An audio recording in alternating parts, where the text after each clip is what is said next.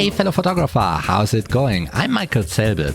Today I would like to show you how I mess up a lighting setup for maternity photos in particular. Sooner or later somebody's asking you to shoot their baby belly, and then I think you don't want to mess it up, so you can learn from my mistakes and don't repeat them once you are shooting. Today I would like to show you my bread and butter lighting for maternity, the standard lighting that I would always use to make those photos which are a must-have and which are safe and always will make the mother happy. It's a lighting setup on a bright gray backdrop. Gray not only because it's trendy and bright and nice, but also it saves my butt just in case the model shows up or the mother shows up with a pitch black jumper asking me to shoot her big baby belly in a pitch black jumper which doesn't show any any light. Then at least against the bright backdrop it shows that it's round. So that is my basis, but let's jump into the details. We have the backdrop and it's lit by two speedlights which are firing into the background. There's one at the left side firing into the right side of the gray background and one on the right side firing into the left side. The light is feathering across the whole background, which is a paper background. And yeah, thanks to this feathering, the light is relatively even. It's getting more even the further the speedlights are away from the background. In our case, they are just 1.20 meters or 4 feet away from the background, which is actually too close to the background. But my studio is small, so I didn't have more space, and well, it is what it is.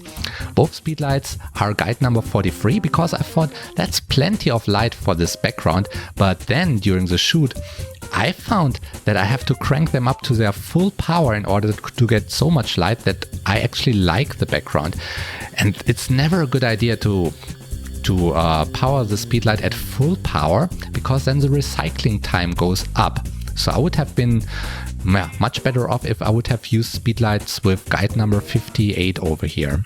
But well, I found out once we were rolling, and then it was too late to change it because I have a pregnant woman in there and I can't let her wait. I have to get going, and yeah, that's why I couldn't change anymore. Speaking of the pregnant woman, our model, she's standing over here 1.60 meters, 5.5 feet away from the background.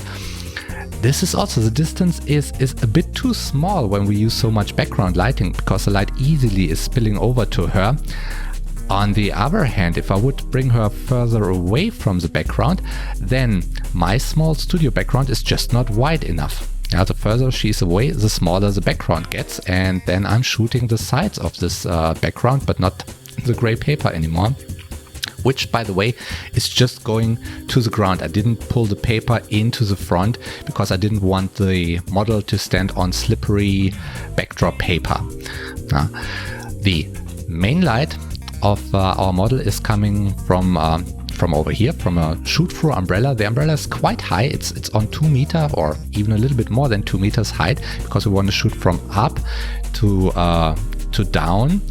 Yeah, mainly in order to get a nice fall off of light. If you have a look at her belly, then the lower parts should be in shadow. Just to show how round and how big the belly is, we want to have fall off over here. So this is actually pretty high coming from this side. Then there's a counter light, a rim light coming from the other side, so that she's sandwiched. The kicker light is on 1/8 of its power, not too strong. Also going through a big shoot-through umbrella. The main light is on 1/2 of its power, pretty strong. And there is where I had the next glitch. Over here I put both of these speedlights onto the same light stand in order to save one light stand, to save the setup of one light stand. This is all cool unless you and your model come to the idea that you always had the light from over here. Now you want to shoot the other side of her baby belly and you want the main light over there. What happens then is you need to change the kicker light, and that means you have to exchange the complete background light. So much work. However, well, we did it that way. I thought I was clever. Actually, I wasn't. So let this be a guide for you. Don't run into the same mistakes like I did. But yeah, just have fun with the lighting setup and with your shoot. And I hope to see you next time again. Until then, I wish you good light.